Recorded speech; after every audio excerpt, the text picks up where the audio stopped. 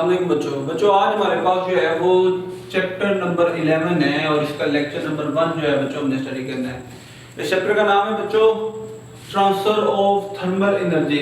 इस चैप्टर के अंदर बच्चों हम हीट से रिलेटेड चीज़ों को पढ़ेंगे, हम थर्मल एनर्जी डिस्कस करेंगे, हम देखेंगे कि हीट एक बॉडी से दूसरी बॉडी में कैसे जाती है और उसके कौन से ऐसे प्रोसेस हैं जिसके ज़रिए जो है वो हीट एक जिस्म से दूसरे जिस्म में जो है वो ट्रांसफ़र करती है।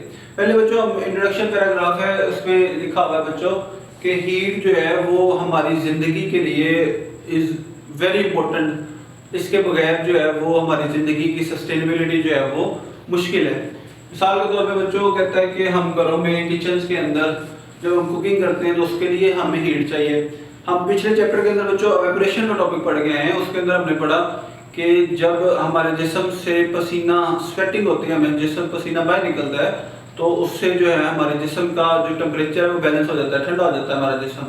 तो टेम्परेचर रेगुलेशन के लिए हीट बहुत ज़रूरी है। इंडस्ट्रीज़ के अंदर भी हीट बहुत ज़रूरी है। इंडस्ट्रीज़ के अंदर मिसाल के तौर पे थर्मल पावर प्लांट्स के अंदर हीट की मदद से जो है वो पानी स्टीम में कन्वर्ट होता है, स्टीम टरबाइन चलाती है, टरबाइन से जनरेटर चलते हैं और इससे हमें बिजली मिलती है। तो इस तरह जो है वो हीट हमारी ज़िंदगी के हर पहलू में जो है बच्चों बहुत इंपॉर्टेंट है।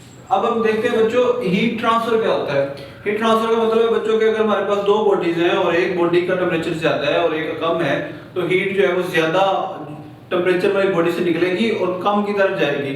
और ये बच्चों अमल तब तक जारी रहेगा जब तक हमारे पास उन दो बॉडीज के दरमियान थर्मल इक्विलिब्रियम नहीं हो जाता।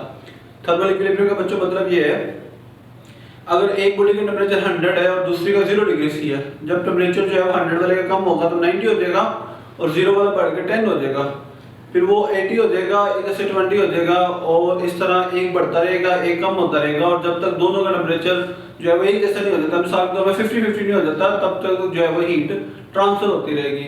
और ये बच्चों एक कुदरती अमल है, ये जो है वो नेचुरली जो है वो अकर करता है। इसको जो है वो करवाने के लिए एक्सटर्नल फोर्स की जरूरत नहीं होती और ये तब तक होता रहता है बच्चों जब तक दोनों जो है वो टेम्परेचर बैलेंस ना हो जाए। अब इसकी कुछ मिसालें हैं बच्चों हीट ट्रांसफर की हमारी जिंदगी में। हमारे पास जो है सबसे बड़ी जो हीट एनर्जी का सोर्स है वो सूरज है, जहां से पौधे जानवर इंसान सारे ही जो है वो एनर्जी हासिल करते हैं।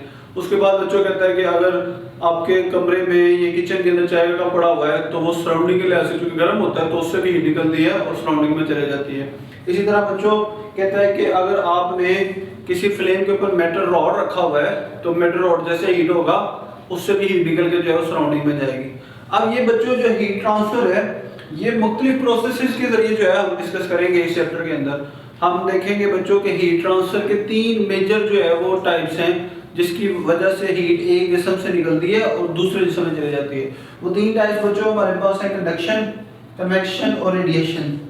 इनको बच्चों हम डिटेल में पढ़ेंगे। कंडक्शन के जरिए हीट कैसे ट्रांसफर होती है, हम देखेंगे कि परिंदे जो हवा में उड़ रहे हैं वो किस तरह कन्वेक्शन करंट्स का इस्तेमाल करते हैं, ग्लाइडर्स किस तरह हवा के अंदर जो है वो परिंदों की तरह उड़ते हैं। हम देखेंगे किस तरह जो है वो समुद्र की ठंडी हवाएं जो है वो चलती हैं या ज़मीन से गर्म हवाएं ऊपर उड़ती हैं, किस तरह बारिशों की जो है वजह बनती है। ये सारा कुछ बच्चों हम इसी चैप्टर के अंदर जो है डिस्कस करेंगे।